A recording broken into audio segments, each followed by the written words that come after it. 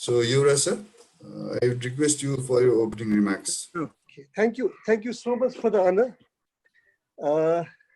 When we see kind of conflict all around, near in the near neighborhood and far away. I think the topic that we're going to discuss today is much more relevant today. It was always relevant, but I think it has got more relevance now. It is when we've been talking about Buddha as someone who was born in Nepal, but Buddha is also a kind of someone who has been inspiring the world. But the point is how to make Buddha's legacy a world property, how to ensure that the entire world gets benefit out of what Buddha is. That's a very relevant topic for our discussion today, and to make our voice louder, that he and his philosophy should be worn by the world, and that philosophy should be encouraging the collective commitment for peace and prosperity, because a paper has been distributed where we are talking about poverty, the need to eradicate, need to eliminate all the sources of conflict. And for that, it becomes it also becomes a duty for the entire world to recognize that place as as an institution which encourages us to learn and teach and practice peace. Without going into details, I now request Mr. Thapa to conduct the program and set the tone for today's discussions, which I'm sure will be very useful.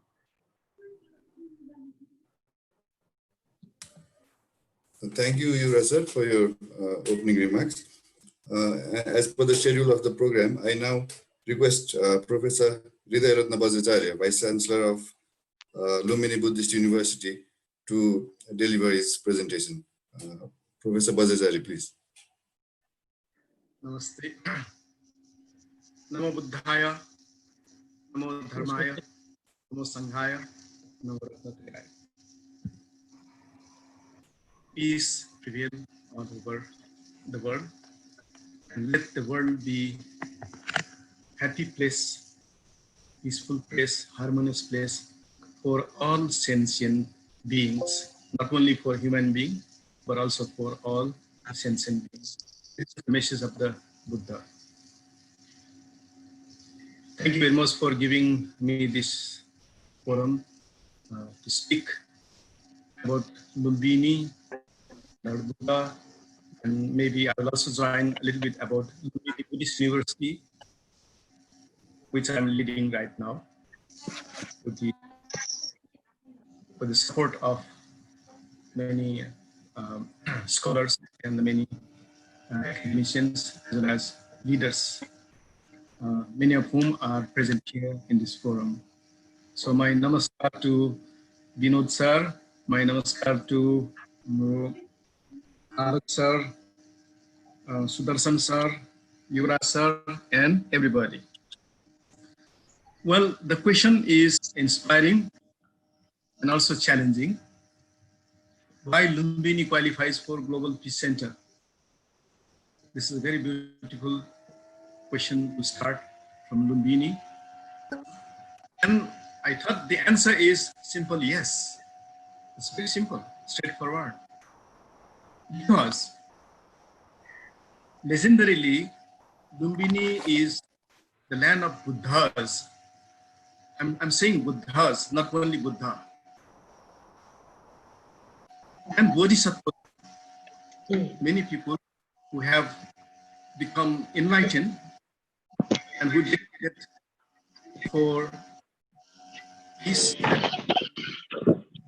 and higher realms of living for all people. Focus on the Buddha. He was Buddha much earlier than Sakyamuni Buddha, whom we call Buddha today. And there is also a place where Ashoka has put kind of a pillar, stone pillar, to commemorate his 20th of his coronation in the name of the Buddha. Similarly, he did for Kanakamuni Buddha. Both are in Lumbini areas in Kapilvastu district. And Sakyamuni Buddha is the third, which we can claim in Nepal, which has this archaeological evidence. The stone letters inscribed clearly, who is Buddha? Buddha is a god who has come from somewhere else. Buddha is a human being who has endeavored to generate knowledge, accumulate wisdom and compassion, dedicate life, the well-being of, including the animals, including then the plants and all living things in a very encompassing way. And these, so this is kind of method, this is a kind of way, this is a kind of epistemology to drive society, to drive community, to drive individual people towards achieving higher realms of human life. And actually, this kind of drive has created waves of changes that have spread all over the world, not only in Nepal, all over the world. You can see Buddhist culture spread as far as Indonesia. At that time, almost 1500 years ago, it was spread to that far side. 2000 years ago, it has spread to as far as Asia, China, Japan, Korea, Cambodia. You can imagine that time where transportation is so difficult, travel is so difficult, and yet the idea of this Buddhism has spread to that area. So behind the concept of Buddha, there is a very potent idea, knowledge, wisdom, and beyond that can benefit human being to achieve higher realms of living. So this is that legendary place. And therefore, starting this place as a global peace center will connect with the human civilization development. And I fully agree with the earlier discussion that Buddha needs to be universalized. It should go beyond nationalism. It should go beyond caste and creed. It should be a kind of concept. It should be a kind of feeling. It should be kind of linkage that drives everybody for the benefit of everybody. Now, simply said, Buddha is the one who is enlightened with knowledge, wisdom, and compassion, and also one who is able to inspire and enlighten others for becoming Buddha. And therefore, whenever the Buddhists chant like Namo Tasso Bhagavato Arhato Samma Sambuddhassa, I go to connect with Bhagavata, the person who is compassionate, who is concerned for good well-being of all. Arhato, the person who has endeavored to excel in terms of knowledge, wisdom, and compassion to achieve Buddhahood. And that is the Arhata. And all becoming Sambuddha. So, having said this,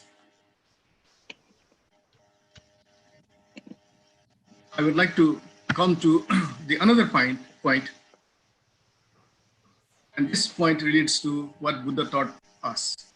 This is what we are trying in our Lumbini Buddhist University to restructure our curriculum and link our curriculum with the current context to make Buddha's teachings more contextualized. Buddha had taught us that happiness starts from the mind and deeds.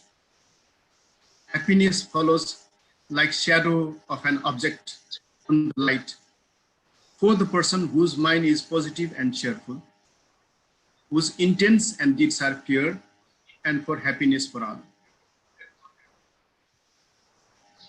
Conversely, sorrow follows like the wheel behind the oxen in the ox cart for those whose intent and deeds are ill-willed and with vices and caprices. Very simple. It is true those time, it is true currently also. And it is important to know that action and deeds follows consequences. And accordingly, resolve to follow Dhamma. So Buddha taught Dhamma. In Sanskrit, we can call Dharma. And what is Dhamma? Dhamma is the ethics and the commitment following the knowledge, wisdom, and compassion. Build your own ethics, following your own knowledge and wisdom and compassion. Then you have to attain higher level of that knowledge, wisdom, and compassion like Buddha did. If not, you follow Buddha, one who has become Buddha. This is the discipline for our life. So Buddha taught us Panchashila. So get self-discipline in 5 very basic elements of being non-violent, of not lying, of not engaging in sexual misconduct, of not being addicted, and of not stealing.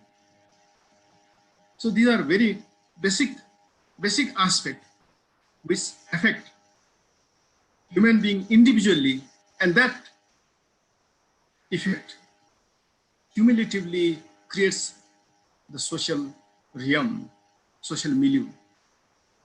And so it is very important for individually to be fair, to be conscious, and to be self-disciplined, and consequently we will have a good society.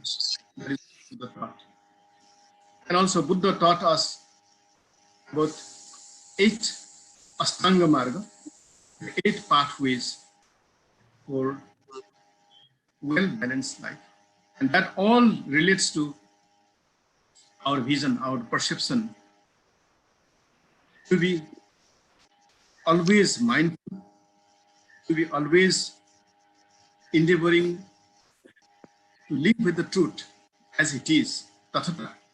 It's so important because our perception are mostly driven by our own feeling and imagination and thinking, which may mislead us.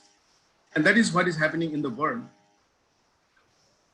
People in one of social political reality, they think of others from that social political perception, and then they start to make or expect their response and behaviors. And that way, the conflict starts. So in order to stay away from that kind of conflict situation, we need to make our perception clear, connected with the ultimate. So this is what Buddha taught us, and very important. And in our Lumbini Buddhist University, we are trying to endeavor this kind of things into a kind of not only a knowledge, learning, but also in spreading this message in our life. And that way, I think the movement that this Lumbini Research Center has started in creating Global Peace Center at Lumbini. I think this brings a very good opportunity for our university to work with Lumbini Research Center and the other stakeholders and friends in propagating these kind of Buddha's teachings, bring them into real life situation, bring them into our overall thinking and overall interaction methods, so that we spread more of goodwill, well wishes, and a peace in harmony with all, including what we are talking these days. We are in the middle of this coronavirus pandemic, and now we are realizing gradually we are realizing that it will be impossible to clear all viruses from this world. The viruses will remain there. What is important is to learn how to live with that kind of presence, how to balance our life, how to make our life unaffected by that kind of presence. But then that also is a kind of life. Coronavirus, they have not come to attack human being. They have come into existence as a life. It's simply that human beings have come or crossed. We have crossed the road, and that is creating all these issues. We have to be mindful about that. And being mindful is one of the central teaching of. Similarly, we are talking about peace, and peace is the other part of unpeace or war. And the two part, Buddha has given a very good teaching. Buddha has taught, Nahi verena verani samantidha kurasana, averena sa verani is dhamma sananta. Enmity and vengeance can never end enmity. Goodwill and friendship ends the enmity. It is connected with his first teaching that everything starts from our perception and consequences follows action. So anything create a vengeance, and vengeance creates enmity, and enmity creates again vengeance. So we will be always in this vicious cycle. Only goodwill and friendship ends the enmity. And this has proven, this concept has taken by great leaders like Gandhi, like Martin Luther King, like Mandela. They have taken the other side, who have tortured, not by torturing them, but by taking their presence mindfully and being part of the whole society. And then they really successfully led the social transformation process. Buddha has taught this. And this teaching, although we chant here these kind of sutras, but now it is time for bringing these kind of knowledge into our real life living.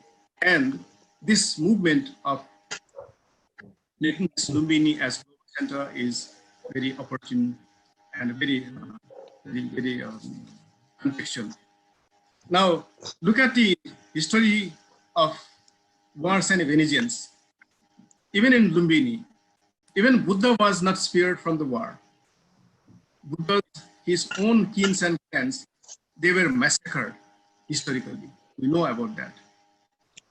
And if we look at the Lumbini area, not only Lumbini, this whole area, if you look at this whole area, we see layers of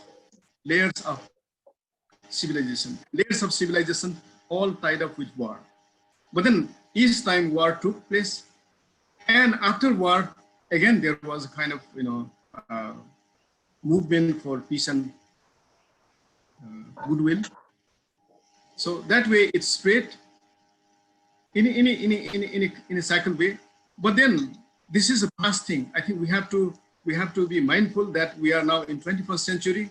We have all this knowledge about what have happened earlier, and we need not repeat those kind of things. But nonetheless, we must know about what had happened earlier. And this is also a very good point for Lumbini to be considered for Global Peace Center, because you can see all these things happening, and these are exposed by archaeological finds. Very interestingly, UNESCO is involved in that archaeological investigation. Durham University is engaged in that.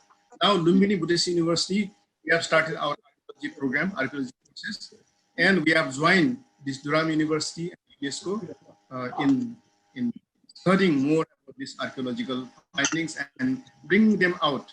And these archaeological evidences, they very nicely and explicitly present what had happened in this area in terms of war and peace, and how peace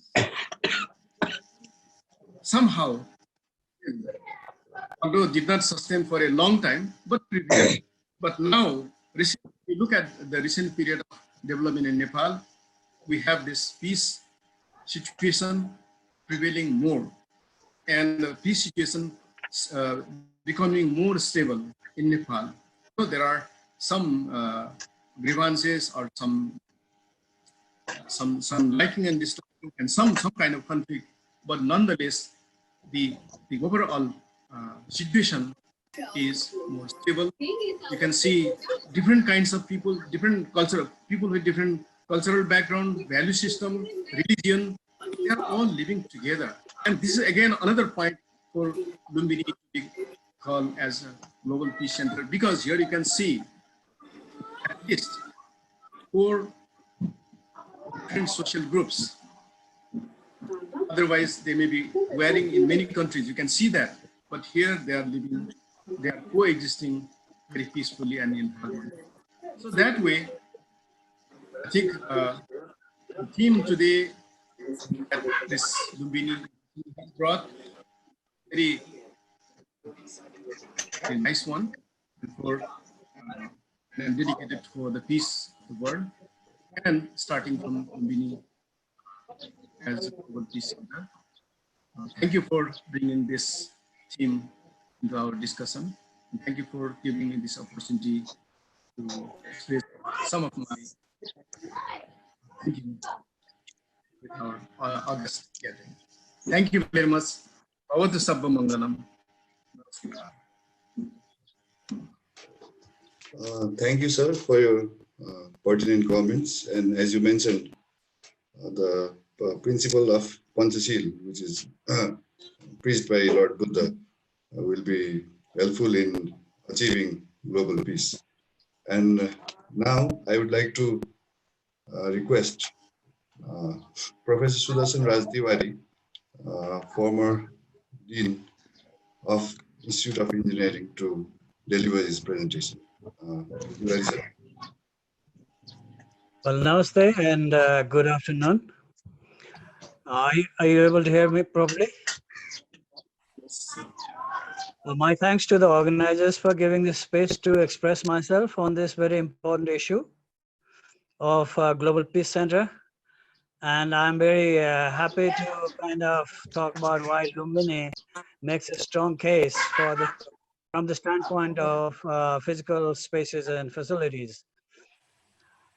In the present day world, as our other speakers were saying, where conflicts and loss of peace has been rather painfully commonplace, with conflicts appearing almost everywhere and anywhere, it is indeed a challenge to look for a place and find a place where a center like this can be located. I think the challenge is to find a place which is in peace by itself, and which is a place for peace, and which is a peaceable place. Let's say all these qualities And it is very difficult to find a place outside of Lumbini with all these qualities. I think Lumbini is a place where it can bring out an urge in humankind to make peace, to initiate and maintain dialogues for peace, and it is a place. When I go there, I think I always find Lumbini as a place in peace with itself, and that's a very important criteria, that it is not agitated. It doesn't have any kind of urgency to go and fix anything else. It's just there for takers to come and then be the bodhisattva. If you are a bodhisattva, then you try to be, as Dr. Bhattacharya was saying. I find Lumbini, of course, where the apostle of peace and non-violence was born. And it is important for us to remember that it is from here only that his own quest for peace was set going on a successful path. So I think anyone can also try to set a successful path towards peace from this very place. And it's also the place, when you look at it from a physical standpoint, we are told that this is the place where Buddha took his first 7 steps towards the journey, towards the philosophical journey, which now we take as the preaching for peace and ahimsa. When we see all these things, it is kind of difficult for anyone to imagine uh, where else such a place would be available, and where else the Global Peace Center can go and settle itself. Because I think the Peace Center, since it wants to create peace, maybe it wants to nurture peace, maybe it also wants to expound peace, and maybe also wants to teach it for the benefit of human civilization, then Lumbini, I think, is the place. Now, Dr. Bhattacharya and others, they were talking about the ancientness and the history behind Lumbini, and how the philosophical origins and a location where all the early Buddhas were living there. Today, of course, Lumbini has kind of reincarnated itself, where all those philosophical aspects are still there, but it is also a place which is a 20th century, 21st century place. And in physical philosophical terms, I think the way the Lumbini has been developed at present gives a very opportune situation for cultivation of peace. And for those of us who have been to Lumbini, I think we can see Lumbini as basically in terms of peacemaking, a trilogy of spaces. There are 3 kinds of spaces that are available. And the most important and the central space is, of course, the sacred garden space, where the Ashok pillar is located. And more than the Ashok pillar, I think the marker stone, which marks the place of birth of Lord Buddha, is located. And to me, those really give a place where any individual can go in a dialogue for peace by himself, to himself. It's not with anyone else. I think the first requisite to find peace is to find peace within yourself. And then the Sacred Garden provides that kind of that great space where the individuals, a kind of environmental setting where minds with conflicts to resolve can partake in the peacefulness of the place. The place is so peaceful that just as it was able to give birth to Gautama the Buddha, it's also capable of, has a potential to endow the present day seekers of peace for the same success. For the Lord himself showed the path of ahimsa that all and everyone can take to create peace for oneself. Because this is an important aspect of Gautama Buddha's teaching, that everyone is onto himself, that we all have the inward path to make, and we don't need anyone else to show us the path to peace. If we follow these paths, we'll reach there. The second set of space that we have there is what I call the pilgrim's path. That is between between the sacred garden and the pilgrim's place, and there is this walkway and boating channel with monasteries on both sides, and this gives us a uh, uh, it's a different kind of space where the preachings of Buddha is being practiced in modern times by various countries.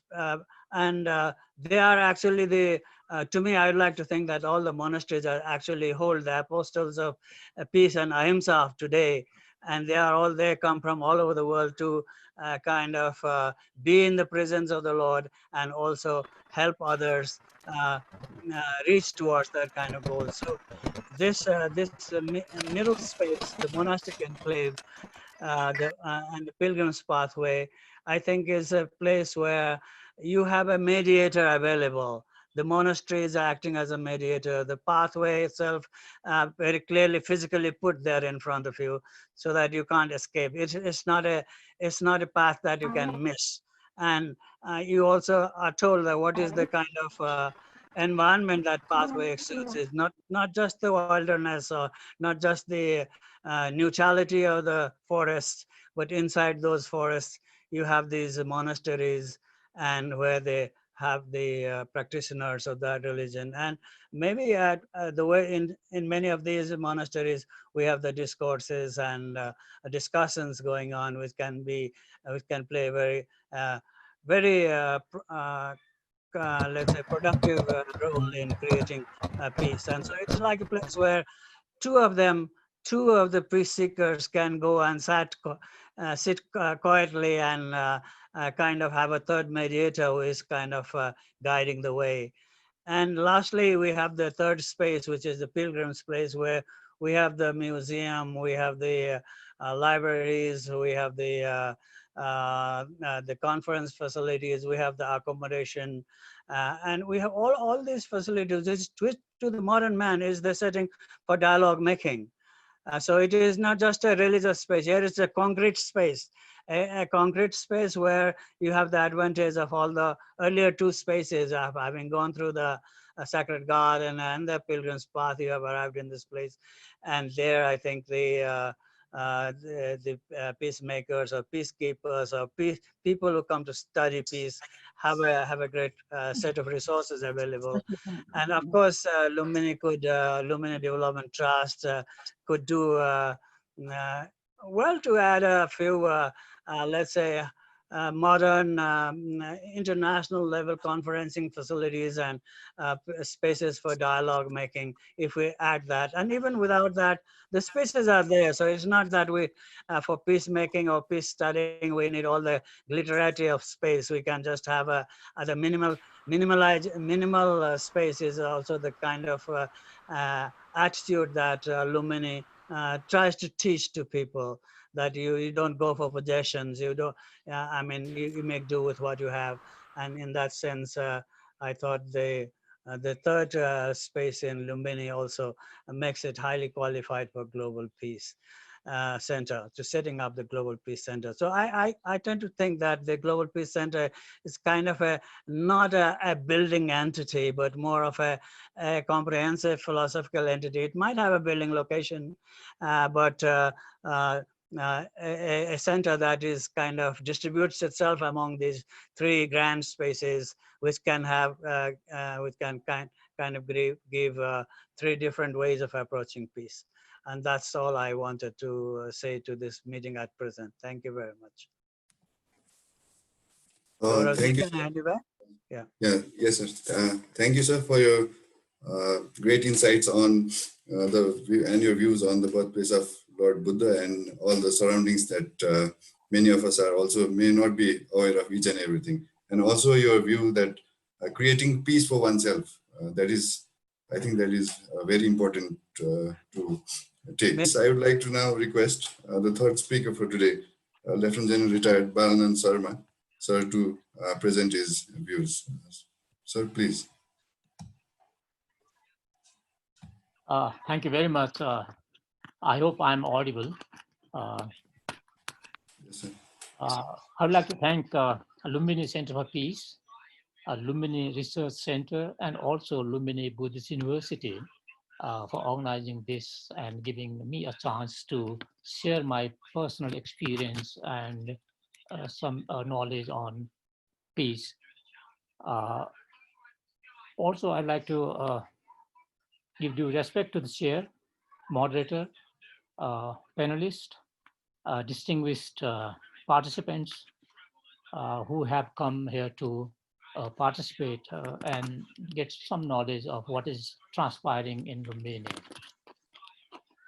Well, I'll be focusing mostly on not on individual level peace because I think this philosophical level of peace has been amply clarified by two distinguished speakers, both the Vice Chancellor and the Dean of the university. This individual level of peace, in philosophical terms, if these individuals live in society, I think society also must have societal harmony and peace within the society, and also extended beyond that is in the state. And further extension is the international peace and security. So I think this is how I'd like to link the individual peace with the global peace. In this effect, whatever has been taken as a progress in Lumbini, I was really happy when I visited Lumbini last time. I've seen Lumbini almost 50 years back, and I've seen Lumbini today. There's a huge change. And I'd like to thank each one of you who have contributed in bringing that change, both nationally and internationally. Now it has become a worthwhile place to go, live, study, and do some research on peace. Well, Lumbini is synonymous with peace. So therefore, we should not lose this sanctity. To me, Lumbini starts from right from the airport. The moment a foreigner comes to Lumbini, Bhairava airport, beyond there towards Lumbini, I like to see peace prevailing everywhere. Sadly, Lumbini airport to the Lumbini Peace Center, I think that has to be developed in accordance with the spirit of peace. That is what I'd like to see in future development. Now, these are my some remarks on Lumbini. My personal experience is something not related to the philosophy of Buddha. I am mostly engaged in peace in society, bringing a harmonious relation between the various segments of the society. As a result of that, the society becomes and the nation comes to terms with peace. My experience on societal disharmony, in our own case, we were at peace. Everybody says that 50 years back we were at peace. It was only last 50 years that we went to conflict.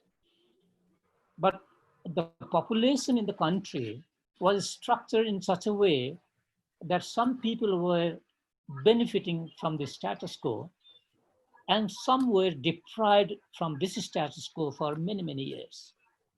So as long as those who were oppressed didn't rise, there was a peace, but it was an uncomfortable peace. People were rising for their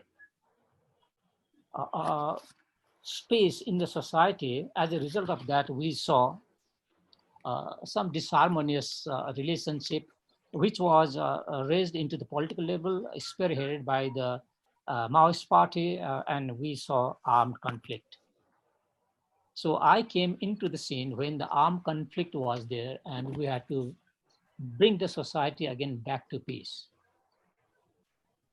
So therefore, when the society goes into that level, peace has to be brought back so that we can start again working for the prosperity of the nation and also each society and the individual level. My personal experience with the implementation of the peace, addressing conflict, is something which we do not talk much in today's society in this country. We all hope for the peace, and peace doesn't come on its own. So therefore, I think this center can also, in one corner, develop a space where the international peace is practiced and recorded for the benefit of the people who are looking for, doing some research in the peace area. Let me admit, I worked for the peace for over 6 years in bringing the Nepalese army and the Maoist army together so that the constitution could be written. So immediately I worked for the immediate peace with my very able-bodied committee. We worked, and this was something we undertook. We're not trained for this particular job. We had some experience of international peacekeeping, which was structured by the United Nations, and it was something which we went and fulfilled our own duties there. But devising a methodology, addressing an armed conflict, bringing the two armies together was something which was to be done, and the nation didn't have the experience on this or the expertise on this. So with trial and error, we developed some sort of mechanism, and we are today where we are. Relative peace, although it may not be the best, but we have reached here. So it is now with the politicians to pave the way forward, because the armed side had been addressed. It's the socio-political and economical side, it's the management of the society, the distribution of power, distribution of resources. If we do not do it properly, we may see another uprising. And many of those will come in future if our leadership does not address it properly. Now, let me talk about peace handlers. I think you'll need such people who would be implementing peace. By simply giving education in a society which is so materialistic, I don't think it will suffice. So we'll see times and again uprising like this, and the knowledge we have gathered in the past should be stored in a proper way so that our future generation can learn from our past experiences and continue with the peace in the society. If we see those who are working for the peace, my personal experience and my team's experience is there are very few people who would like to undertake this job. One, for the lack of experience and knowledge. Number two, this is a thankless job. Because not many people would cooperate, particularly those who are benefiting from the status quo. They would not cooperate. Those who are benefiting from the conflict, there is a conflict economy generated, and people are working for it. So they do not want to see the conflict ended. Otherwise, their bread and butter would finish. So therefore, when you go there, you meet so many hurdles. One, there is a crisis of confidence. Second thing, there are hurdles. You don't have enough experience and mind who can tackle this problem. And whatever corporate knowledge you acquire during the peace process, if you are frustrated and give up, even that also is lost. And you may not find somebody who will pick up from where you have left. So there would be a vacuum. So I think this knowledge, this particular segment of the peace process should also be duly recognized, and the peace center should give a space and a place so that researcher can come and work. Sadly, let me admit, whatever experience we have got, whatever documents we had uh, with the government, uh, I meet so many researchers today who come to Nepal to do research on Nepalese peace process. Sadly, they cannot have access to any documents. It's only 10 years old. Even then, we don't have documents properly kept in a proper place. So therefore, I think Lumbini can provide this space. Now, implementers of the peace. My personal experience and the experience of my team is that anybody who works for the peace, they must be ready to be humiliated.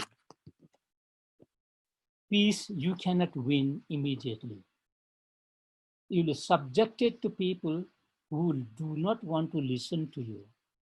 Your past positions, ranks is totally disregarded by both sides. And you will be subjected to humiliations after humiliations. That will make you frustrated. And frustration means either you misbehave or you quit. Both are not supportive of peace. So therefore, perseverance, believe in the reason, believing in peace, facing the humiliation and accepting it as a process, seeing the long vision of peace is very, very important. That's our collective wisdom.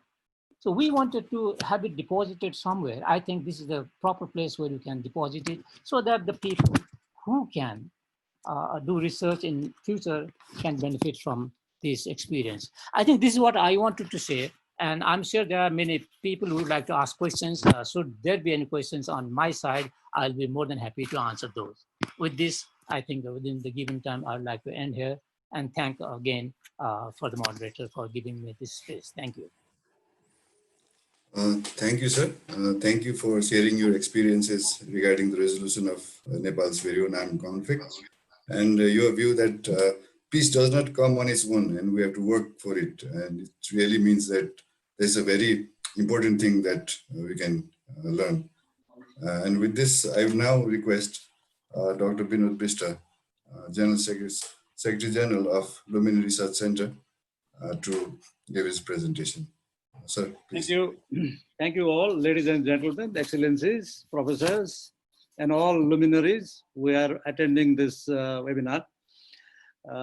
Since the experts have already spoken, and I think they have also given their verdict on why Lumbini is the key place for establishing a global peace center. Not only because it has its rich heritage of the Lord Buddha, but also as General said just a while ago, General Sharma said just a while ago, that we have a wealth of experience while managing our own conflict in our own country. So I think we are very much capable, and also we are willing to move forward with bringing peace not only to ourselves in the long run, because we still say that there are still some left out items that need to be done, but also in our neighborhoods and other places where there may be a need. So I think that fact is more or less, or that reality is should have been dawned on all of us. I will try to give my talk on essentially on 4 points. Initially, let me discuss a little on. I mean, all the participants today have adequate knowledge on why peace is required. But I think even then, sometimes we overlook what is obvious. So I'll try to say a little as to the major problems or the major elements that create conflict or that disturb peace in a society or in a country at large. Now, essentially, if we look at it at the micro level, it's the physical necessities, lack of physical necessities to a community or to a family that puts them into conflict. Now, while at it, there were also a lot of discussions in the modern times, especially by the Norwegian professor who discussed about structural violence. I think especially the structural violence as described by him applies to mostly on the South Asian region.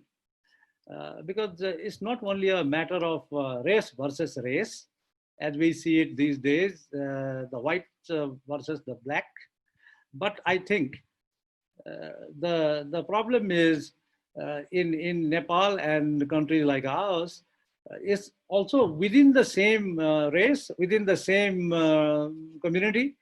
There are differences like the caste system and others that create problem, which also then gives rise to conflict. Why I'm saying this is, this has to do with the discrimination part of it. Because people may have enough to eat, shelter, home, everything.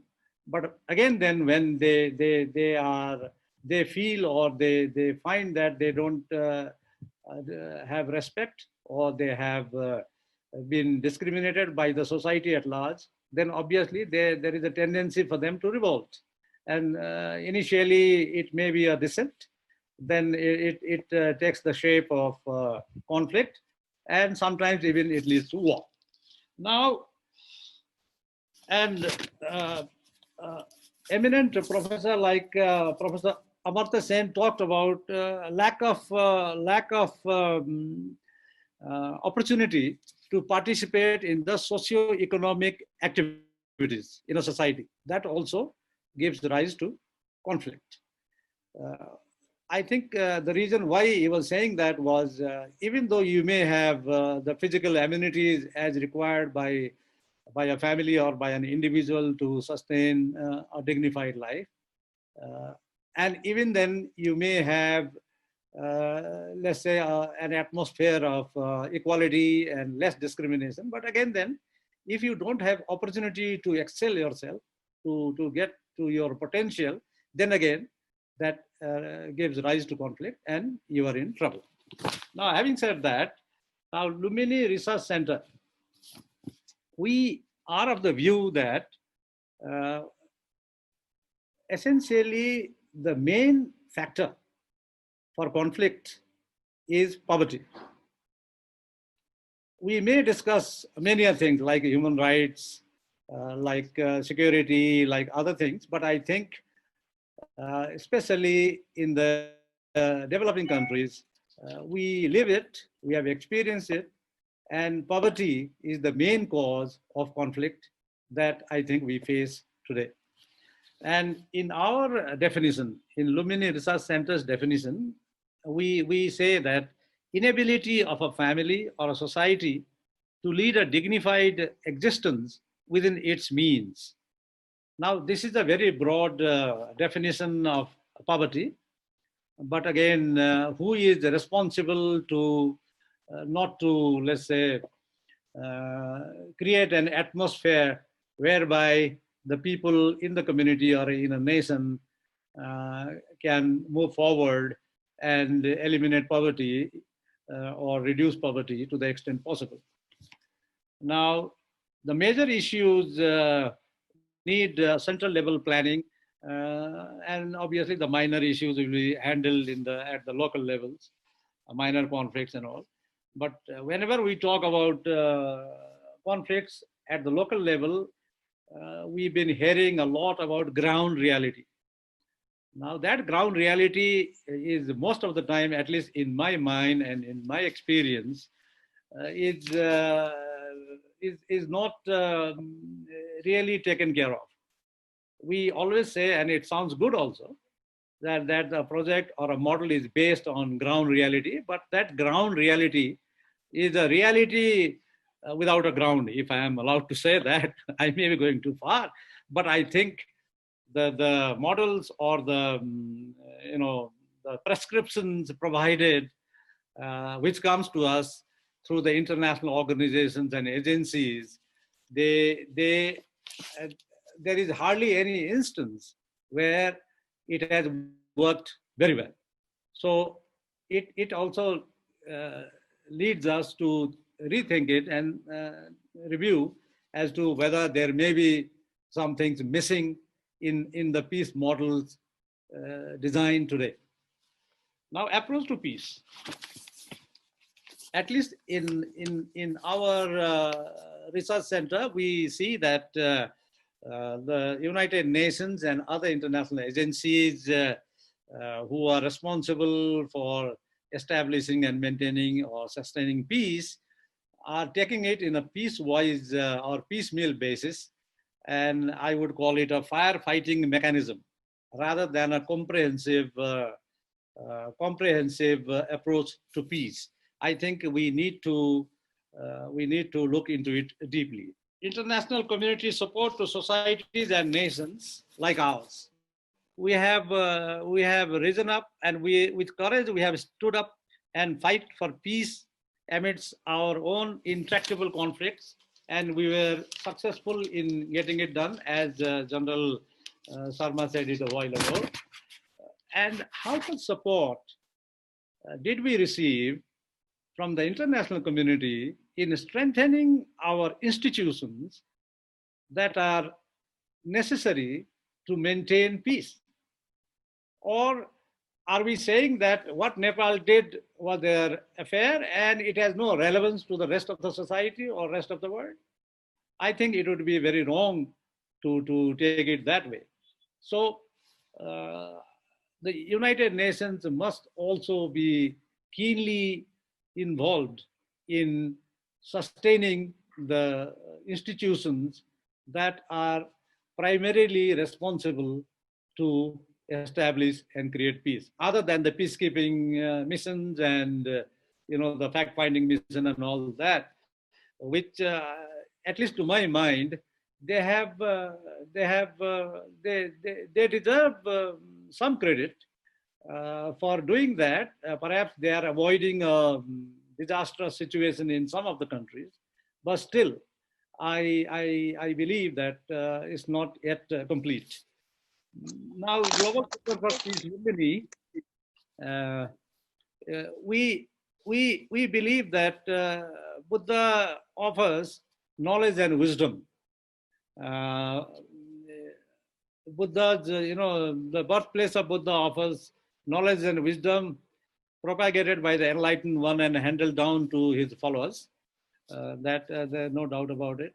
Lumbini Buddhist University, with its affiliates, colleges, as well as research institutions, is capable of guiding the research community toward a fuller peace model. Why we are saying fuller peace model? Because we believe that the current peace model or the present peace models lack what Buddha essentially been preaching for the past 2600 years. And Buddha's message to peace seems to have worked simply for the reason that his message 2600 years ago is still valid, relevant. So we may need to look into it deeply, and then try to find a way how we can infuse it to the modern peace models. So the other reason why we are saying that we need to have a peace center in Lumbini. So apart from the international organizations like the United Nations, UNESCO, and other bodies responsible, Security Council, of course, in the international arena, the sole custodian of Lumbini must guarantee the safe conduct of the research center, including its scholars and researchers, domestic as well as foreign, for engaged in this noble activity. Now, rather than lengthening the webinar, I think we have already passed some minutes, but I would like to end by saying the Lumbini Research Center believes that every inch of sacred garden takes them nearer to their beloved Buddha. for those who seek peace. Meditation and prayers under the experience hand helps to lessen pains and sufferings, which we all have to undergo by taking birth. And again, the Lumbini creates a congregation of peace lovers who are in search of peace themselves. I thank you. Thank you, sir, for highlighting the concepts regarding and the vision regarding the Global Peace Center, and also the regarding matters related to structural violence and how poverty can play a major factor in conflict. And so with this, we've come to the end of the presentations. And now the question and for the format which has been decided for the question and answer session is that the participants type their questions in the chat box so that the moderator can direct the questions to the respective panelists. And one question has already come, is from General Kumar Fudan, and he has asked, does Lumbini qualify to educate secular values in the changing political and social context of Nepal? So this I would like to direct it towards Professor Bhattacharya. Sir, please. Yes.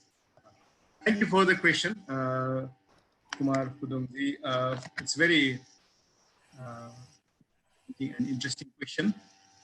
And I would say yes, because I have just recently read a book. I can give the details of the book later on. The book principally analyzed the study of Buddhism, the Buddhist philosophy and Buddhism vis-a-vis the other religion. And he has pointed out that it is perfectly possible for the overlap of Buddhism with other religion, because what it teaches are mostly related with the rational and the experiential empirical facts and figures. For example, meditation. Meditation can fit with any other aspect. Similarly, the understanding of dukkha, the understanding of suffering, this can fit with any other religion. And similarly, the perception, right perception, right conduct, right thinking, balanced way of our livelihood, all these are beyond any ism or any religion. So they can fit with many other aspects. And that way, Buddha's teaching, as I mentioned earlier also, it was a kind of methodology of the time, of the Buddha's time, where samanas, the people who develop kind of knowledge and insight, they lead society for more meaningful life and for and that applies for any other ism, including whether you take Marxism or whether you take any other religion or whether you take any even atheist, can fit very well. And that way, Lumbini can really give space for secular education. And we are in our Lumbini Buddhist University, we are trying to plan for a kind of different aspects of education, where although we also whatever have developed in terms of Buddhist philosophy and Buddhism, cultural and ritual part, that also is valuable asset of Nepal. We will also value that, but nonetheless, we'll also develop a kind of education where we bring more universal type of knowledge and philosophy that is applicable across all in a universal way. So I think it is very feasible and possible, and we are moving in that direction also. Thank you. Thank you, sir. And the second question has been asked by Mrs. Piling from Malaysia, and this is for Sudarshan sir. And she has asked whether you can share the master plan of development of Lumbini. So if possible, sir, that can be shared. Here you can see that actually, and this is not the the latest of the master plan, but it is almost exactly like how it has been built. So this is the, Lumbini is one of those rare places on earth now where a kind of it's not a human settlement. There are many places where new cities have been planned, but here is a place which was planned as a birthplace of Buddha, and something that did not deal with the planning a huge settlement. And this was done by one of the world's best known architects, Kenza Tange and his group. And the whole of the United Nations expertise was also involved in this. So when we look at this, we can see this, to me, the sacred garden area, this is about 1 kilometer by 3 kilometers kind of a scale. And 1 kilometer square is where this sacred garden is located. You can see it's very beautiful. And the center of it is the Ashok pillar and the marker stone. And this is the place where the presence of Buddha can be felt. And the architect has done a great job of it, because by creating a garden where there are non-intrusive, just a natural kind of spaces and archaeological remains only to be seen around. That's one of the, to me, even as an architect, I find it as a great architectural experimentation. Then this is the monastic area where you have the pathway, and this is the long pathway for the weary pilgrim who can start from this end of the world, and then that is the pilgrim center. And then he can walk down here, he or she can walk down, and there is a waterway that, those who cannot really walk can take boat and do that. So master plan is very clean, very clear in putting where the modern mundane things should be, and it is at the other end of the Ashokan pillar. It's to me a very beautiful thing. So that's why I was talking about this master plan gives us a trilogy of spaces, a space where Lord Buddha himself is kind of ready and willing to guide, and there's a middle space where the present day practitioners of the peace and ahimsa, or the masters of master of this the theme that we're talking of, they also practice there. And lastly, we have this mundane space which is called the Pilgrim Center, where we can go and try to study it in the museum, and try to go to the library and try to learn about peace, and try to learn about Buddha and all that. So I think this was what question inquirer was asking about, and I can stop the share, or I can give you some more. And this is the sacred garden area, which is number one space, and then you have the middle space that is the pilgrim's pathway, and then you have the modern, the contemporary dialogue space, the learning space, and this one is actually the research center. Thank you. Thank you, sir. That Thank you, sir, for sharing the master plan. And the next question is directed, it can be answered by any of the panelists. And this has been asked by AIG Dr. Thakur Mohan Shrestha. And the question is, COVID-19 has warned us for more globalization and lacking a single definition for peace, humanity, international governance, terrorism, and corruption.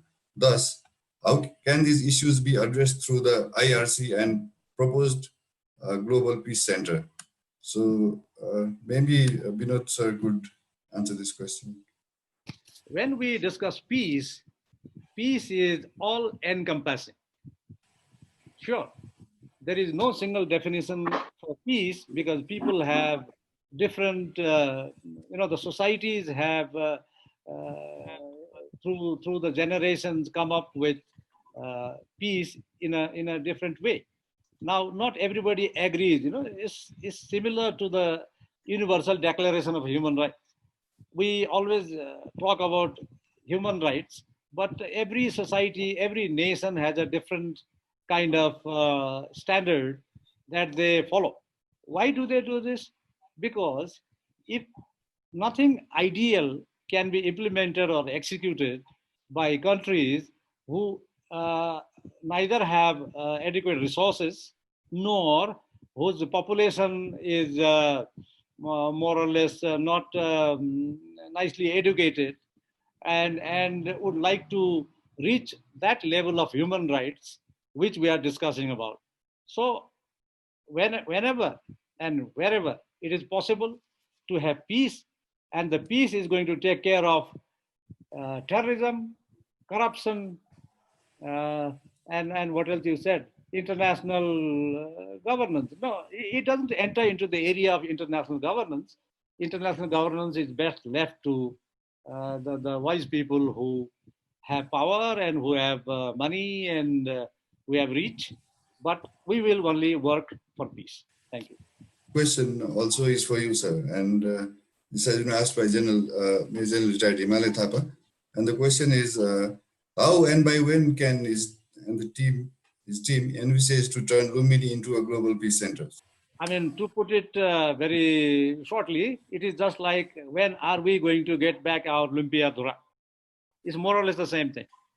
Now, our effort is to make this a global peace center where obviously we'll put our best efforts, and we expect the government also to back us, meaning the Lumbini University as well as Lumbini Research Center and other think tanks. And the international community will also see light on the good of Lumbini being a global peace center. And it's a process we have started, and we hope if not in our lifetime, the younger generation would be able to see it. Thank you. And the next question is for Professor Tiwari, and this has been asked by Mr. Umesh Bahadur Malla. And he asks, how about the possible role of Greater Lumbini, consisting of Lumbini and the places associated with the life of Lord Buddha, to this trilogy of spaces which you talked about? Well, if we can add the whole nativity landscape of Buddha into the into the group, it will certainly add to the ambience and the value of the space. But as far as I thought that for finding a location for the Lumbini, the Global Peace Center, Lumbini itself is by itself quite sufficient, because within that, my thinking is that the way the Lumbini of today is what I wanted to emphasize more than anything else. That it's not the history that's going to be the key reason for putting the Global Peace Center in the place. The key reason should be the present day Lumbini, and the master plan, the way it has been executed. And we can say that master plan is more or less 100% executed in terms of the first space, the Sacred Garden, and the second space, the Pilgrim's Pathway, and maybe the third space, the Pilgrim Center, is still is developing in its own pace, because it's a very expensive kind of a unit to be built. But otherwise, I think if we can. We essentially don't need to add those places, but if we can add from Kapil Basta to Parasi, this all makes a great background for the kind of, let's say, replaying piece in the minds of individuals. I would like to say that it is for Lumbini, I think, when peacemakers, it's not a peacemaking through the third party kind of a situation. I think it is the place can try to make peace within the individual itself, and that might be the greatest value that Lumbini offers to the peace seeker and to the studies, people who want to study peace. Thank you. Thank you, sir. The next question is for Professor Bajajari, and this has been asked by Major Retired Kumar Fudon, and he asked Professor Bajajari, his understanding on the notion of Buddhism does not deny the existence of God. So what is your view on that, sir, please? This is, thank you very much. This is a very tricky question. Actually, Buddha in his lifetime, it was asked many times God, existence of God, and its importance in human life. And most of the time, Buddha was silent on this. He chose not to answer, but to take the person, the questioner, along and make that person experience life mindfully, that rather than dwelling on the existence or non-existence of God. If we reflect on how our life really moves on, and being mindful of what is important for us, will really bring us a kind of insight. Nonetheless, from the esoteric Buddhism point of view, esoteric Buddhism point of view brings the concept of uh, this Maya Maya Jala, the network that brings that enclams in each of us, all human being. It's so difficult to get out of that Maya Jala. You take one Maya Jala or another Maya Jala. And when you are in one Maya Jala, then you start to think and you start to perceive and you start to feel the presence of the items, the nodal points of that Jala as the real one. So, in the ultimate teaching of Buddha, and which is also taken in esoteric Buddhism like Vajrayana and Mahayana, is that this Maya Jala is a kind of a temporal. And if you want to get real meaning of life, you have to get through that Maya Jala. But so long you are in Maya Jala, then you perceive and you feel the existence of the nodal point of Maya Jala. And therefore, those of us who remain in that Maya Jala, we feel the presence of God. Yes, we do. We feel the presence of Ganesha. When we characterize Ganesha, who is Ganesha, how Ganesha looks like, what are attributes of Ganesha, and we may feel that, but then that feeling is all part of our own mental construct.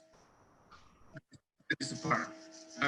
Well, then of course, there are good mental construct and bad mental construct. Good mental construct we can relate with gods, and bad mental construct we can relate with the asuras. So that way, the existence of God we can explain that way. I don't know if I'm fully able to give the answer to the point. I would like to take this opportunity also to the other question from the EIG sir about the COVID-19 and the fees. What I would like to bring here in this line is Buddha has taught, Buddha has pointed out that peace is the aspiration of all living beings. The question aspiration. All living beings wish to be in peace and be happy. Yes, all living beings. All living beings, they dread or they fear violence, they fear any physical annihilation. So that way, I think we all come with aspiration for peace.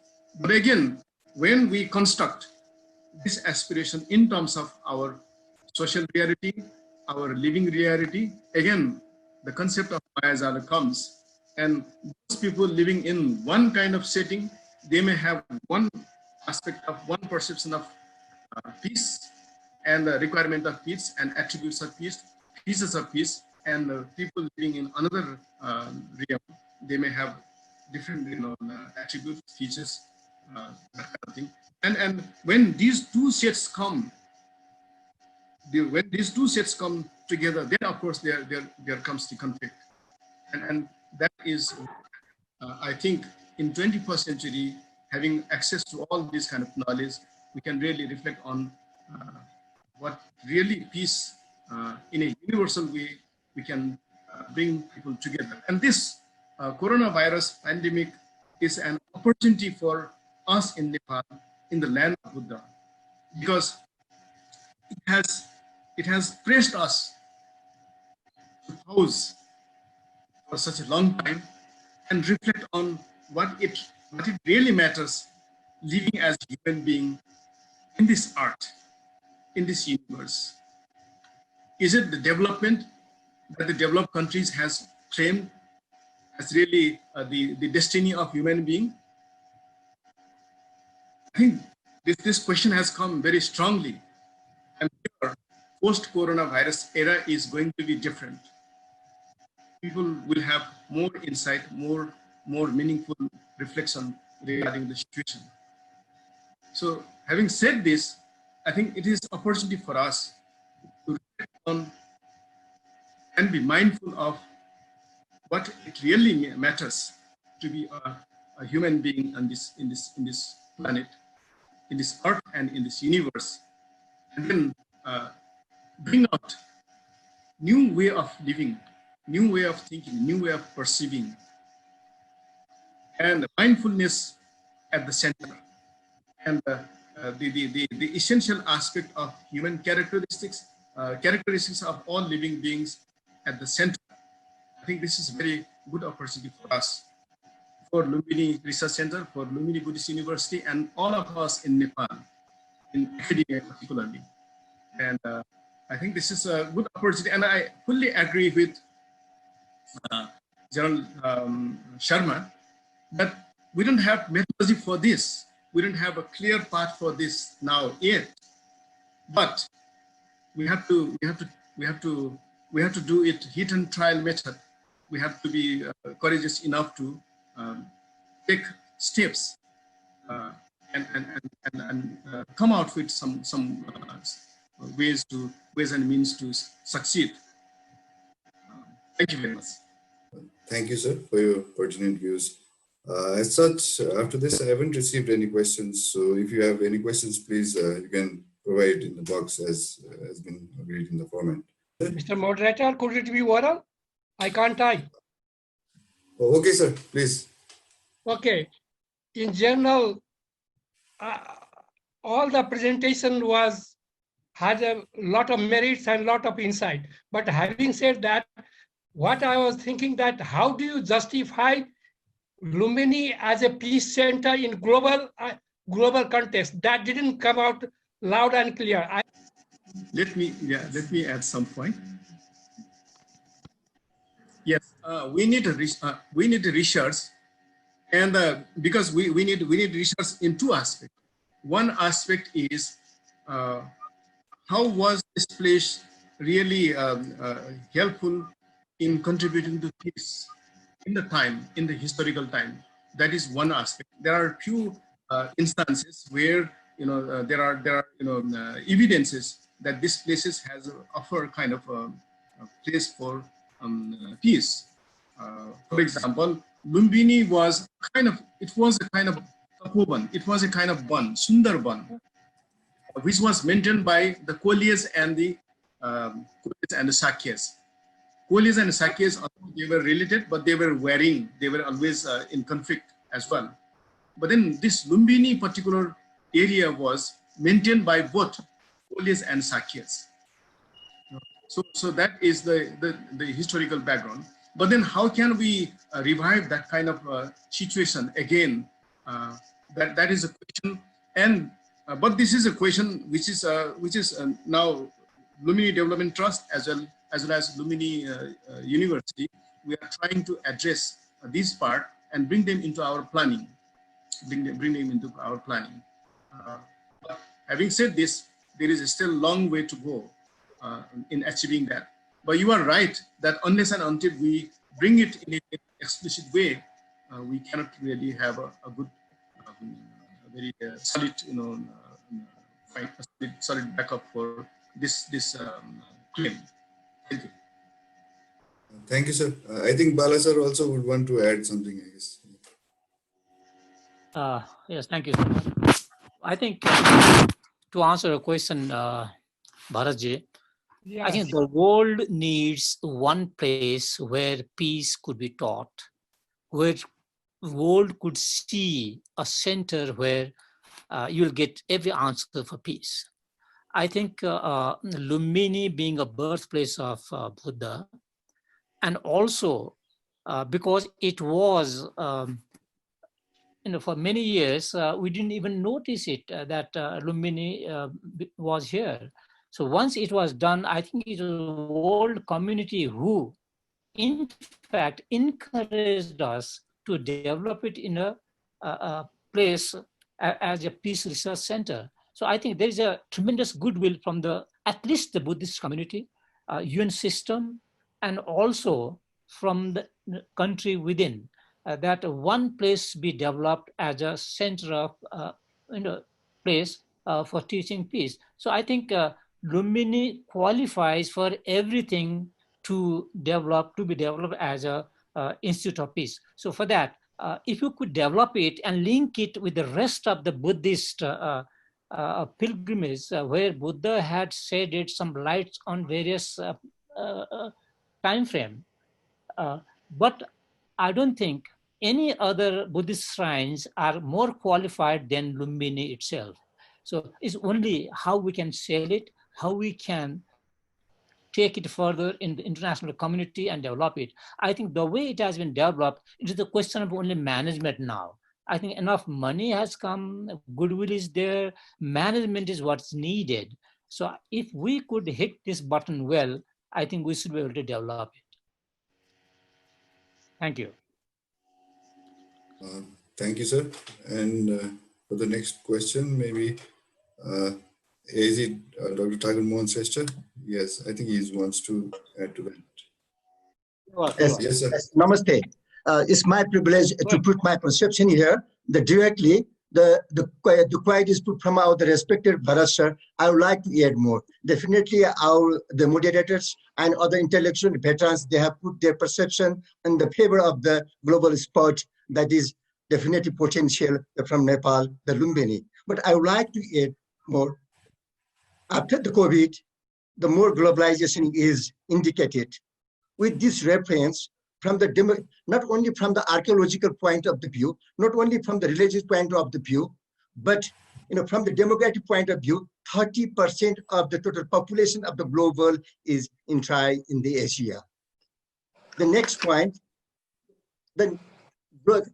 Asia has become the focal of our entire world, and the specialists and the predictors, they are indicating the Asia is burning place for and potential third Great War. Thus, the Lumbini could be a potential and the essential spot to reduce the gravity of the third Great War and ongoing conflict. The next point, the two perspectives from America, that Indo-Pacific, and from the China, that is the BRI. These are the leading perceptions for the 21st century. With this record, the Nepal can play a bridging role so that for the sustainable peace, the Lumbini could be an asset. Thank you. But I couldn't understand, Mr. Moderator. You have a banner behind you, Nepal first. How could Lumbini be first in Peace Center? Does it have enough ambience? And there are questions of religion also. We are talking about human religion more than any other religion. So in that context, could we say that this is the first place because of these prerequisites and ambience? Could we talk like that? Yes, sir, because as Lumbini itself is the birthplace of Buddha, and even all the countries and even the UN and every international body has recognized Nepal's yearning for peace. So I think that will also help towards achieving this goal. Thank you, sir. And with this, I think we have already exceeded our time a bit for the question and answer session. And I've got one question in the chat box. One question in the chat box.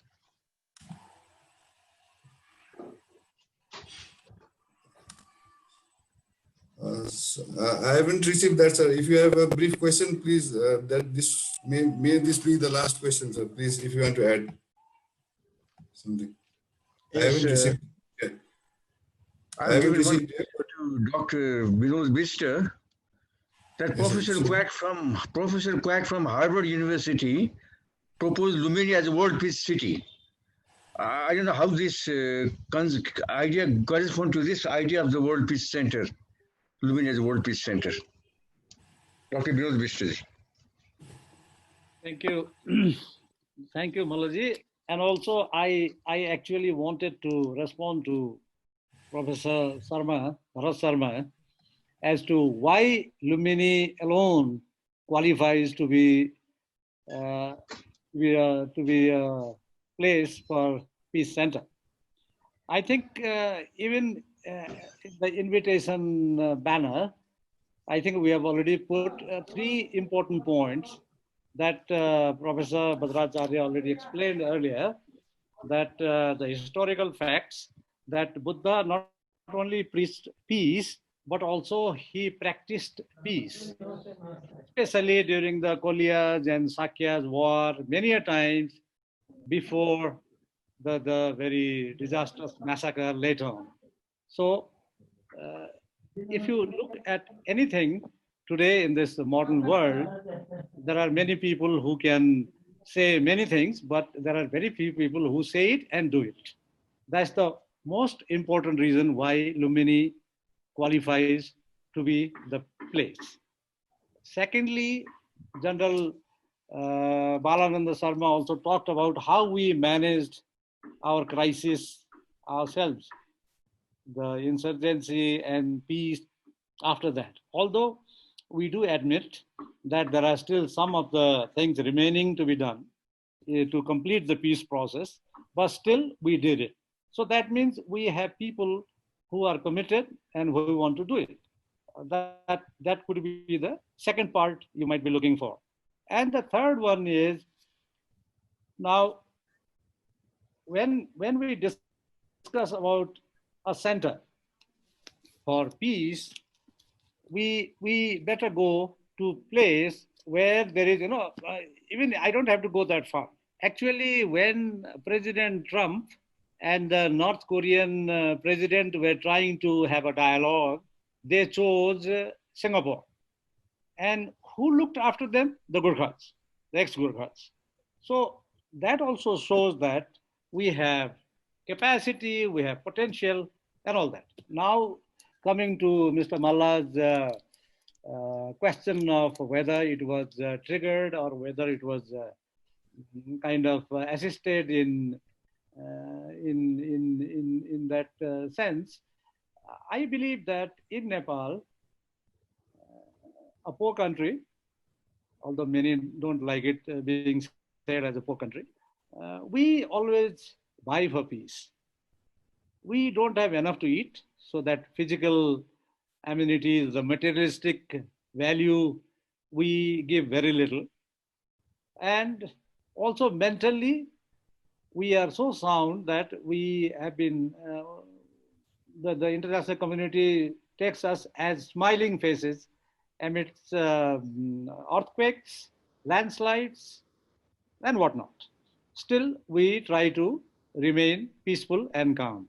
So the country itself is such that we've been discussing peace. Only thing is, it was not brought out this far. Now, today is the initial startup period for the center. So as Professor Bhadracharya and also General Sarma, I think he said, that it's not possible to come out with a concrete proposal at the very first thing. We wanted to listen from you as well, and also from the others outside, as to whether people are really interested in establishing peace in this troubled world, Corona times or no Corona times. Thank you. Thank you, sir. Due to the time limit, we have to now stop this question and answer session. So I would like to thank all the panelists and participants for their questions, as well as the pertinent views that were provided here. So now I would like to request the chair of the session, Mr. Yuvraj Gimire, sir, to give closing remarks and wrap up with his closing remarks. Thank you. It was really a great presentation, great speakers with their scholarly presentation, precise presentation. I won't venture to interpret and elaborate on what they said because they were very clear. And this was definitely a kind of a campaign.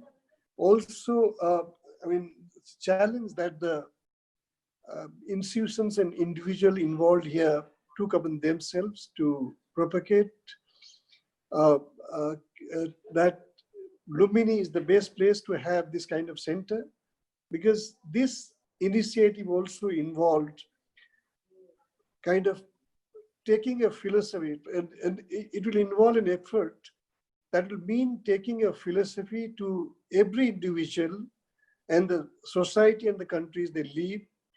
So ultimately, encouraging big countries, powerful countries, countries in the conflict, country preaching peace, ultimately, be compassionate and realize their responsibility towards world, towards other countries who are victim of disparity and conflict.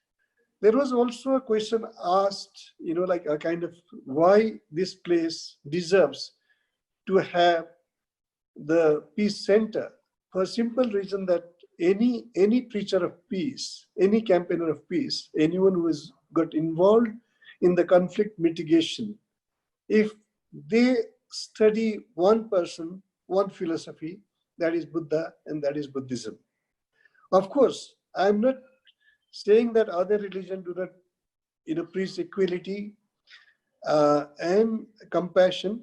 They do, but this is also a symbolic recognition of the philosophy which Buddha represented. And fortunately, we have that place in our country.